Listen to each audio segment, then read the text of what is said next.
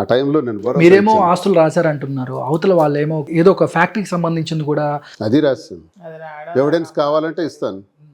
Evidence మీకు documents కావాలంటే ఎలక్షన్కి ముందే రిజిస్ట్రేషన్ చేసిన డాక్యుమెంట్ మీకు ఇస్తాను. అదే అబద్ధం అనుకుంటే. ఫ్యాక్టరీ ఏదైతే ఉందో ఆ ఫ్యాక్టరీ ఎలక్షన్ డేట్ కన్నా ముందే నేను ఒక 20 రోజుల ముందు రిజిస్ట్రేషన్ చేశాను. అది కూడా నాకు బ్లాక్మెయిల్ చేశారు. మీ వీడియోలు ఉన్నాయి, 2 వీడియోలు బయట పెడతామని. అప్పుడు నాకు కొంతమంది పెద్దలు వీడియోలు బయట పెడతామంటున్నారు. నిజంగా వీడియోలు ఉన్నాయో లేదో మాకు తెలియదు. ఈ ఆస్తి రాసే అన్నారు. లేదు, రాసేస్తాను, తప్పేం లేదు, కానీ వీడియోలు మాత్రం లేవని చెప్పాను. పెద్దలు నమ్మలా. మరి వీడియోలు నిజంగా ఉంటే ఇప్పుడు రిలీజ్ చేయొచ్చు, ఆ గొడవలప్పుడు కూడా రిలీజ్ చేయొచ్చు. కావాలని. కానీ మాధురి గారు ఏదో మాయ చేశారు మా వారిని అనేది ప్రధానంగా ఆరోపణ సార్. మాధురి మాయ చేయడానికి నేనేం చిన్నపిల్లని కాను. మాధురి మాయ చేయడానికి నా దగ్గర 1000 కోట్ల ఆస్తులు లేవు, అధికారంలో లేను, హోదాల్లో లేను. నేను ఆస్తులన్నీ రాసేసి రోడ్డును పడ్డ ఒక మనిషిని, అంతే తప్ప నా దగ్గర ఏమీ లేవు. నా కోసం ఆమె బ్లాక్మెయిల్ చేయడానికి. నా వయసు 58 సంవత్సరాలు, ఆ 34, 35 సంవత్సరాలు. ఏమవసరం ఉంది నాతో చెప్పమనండి ఎవరికైనా. ఏ అవసరంతో నా దగ్గరికి ఆమె రావాలి?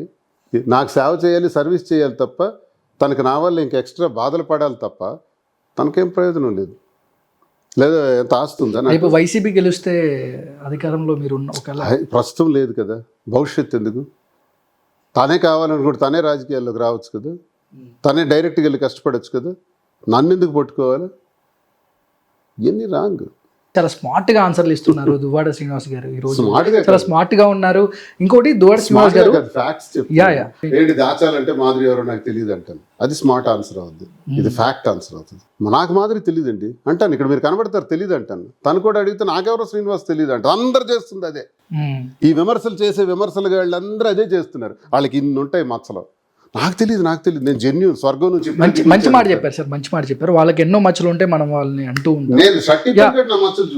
100% సార్, మంచి మాట చెప్పారు సార్. ఒక చిన్న లైన్ సార్, మీరు పవన్ కళ్యాణ్ గారి ఫ్యామిలీ మీద కూడా ఏది బిఫోర్ ఎలక్షన్స్ అప్పుడు ఏదైతే మీరు వైసీపీలో ఉన్నప్పుడు కూడా కర్మ ఈజ్ ఏ బూమరాంగ్ అంటారు. మీరు పవన్ కళ్యాణ్ గారిని కూడా అంటే ఆ రోజు మీరు మాట్లాడిన మాటలు కాబట్టి చెప్తున్నా. అంటే ఆయన్ని కూడా అన్నాను 3 పెళ్ళిళ్ళు 2 పెళ్ళిళ్ళు అంటే పాలిటిక్స్కి పర్సనల్ లైఫ్కి సంబంధం లేదనేది మళ్ళీ మీరైతే వచ్చి మీడియా ముందు కూడా మాట్లాడారు.